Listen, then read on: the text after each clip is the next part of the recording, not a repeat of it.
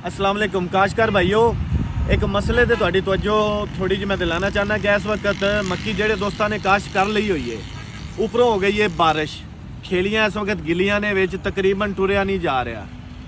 मक्की भी निकली हुई है, मक्की का रंग बिल्कुल ठीक है। हिफाजती स्प्रे दोस्तों ने पहले कई ने कर लिया, कई ने करना है। हुण अगर उन्होंने मशवरा मंगते हैं हुण कोई चीज़ लाइए ना लाइए, अजे विच टुरिया नहीं जा रहा, क्या कोई फ़ायदा होएगा या नहीं होएगा, खाद साडी लेट होंदी पई है।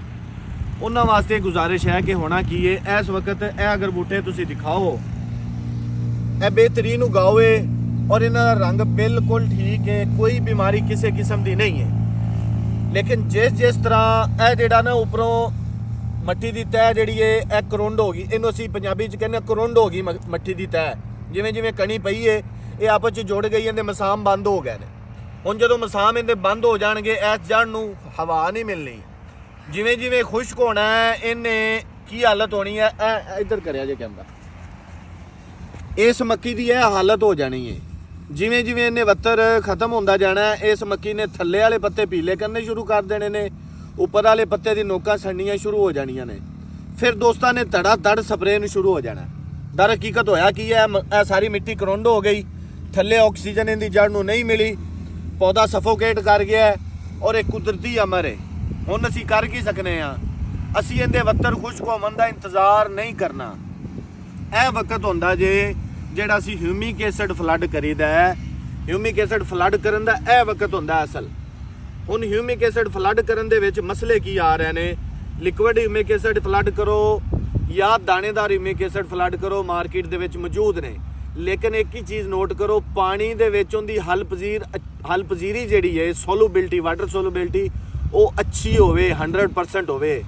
ये ना होवे कई दोस्त की करते हैं रेट के चक्कर दे विच लोकल कंपनियां ह्यूमिक एसिड लै आंदे ने, इन्नी थल्ले कालक जिहड़ी है ड्रम दे विच जमा होई हुंदी है, उत्तों काला पानी जा रहा हुंदा, वो कोई ह्यूमिक एसिड नहीं है। Humic acid in sense genuine humic acid जिहड़ा है वो की करता है, वो आ जिहड़े जमीन के उपर वाला करुंड बज्जिया होया इनू ब्रेक कर देगा, इनू तोड़ देगा।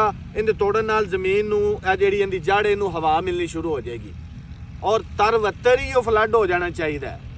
वत्तर खुश्क हो गया फिर तो यह चीज़ हो जानी है, फिर तुहानू डबल खर्चा करना पैना है।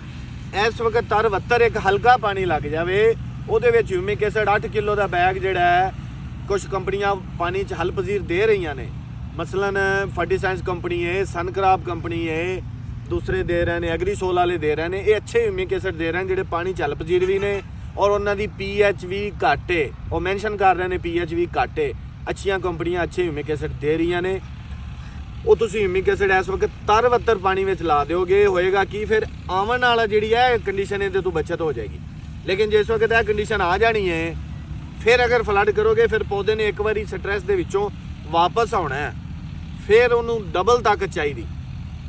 लिहाजा दोस्तों वास्ते गुजारिश है कि तर वत्तर हालत दे विच ही इस वक्त टाइम है यूरिया अगर लगानी है, नाल ही ह्यूमिक एसिड जिहड़ा है सोलूबल ह्यूमिक एसिड। लिक्विड लगाना चाहते जे लिक्विड भी मैं कहांगा कि उहदे विच भी क्वालिटी का बहुत ज़्यादा ख्याल रखो। क्वालिटी तो मुराद ये है कि अगर तो इंपोर्टेड ह्यूमिक एसिड कोई कंपनी दे रही है, मिल जाए मार्केट चों 1000-1500 महंगा भी होवे तो फ्लड करो, और अदरवाइज जिहड़ा तुसीं तुहाडी जेब अफोर्ड करदी है। अस्सलाम वालेकुम।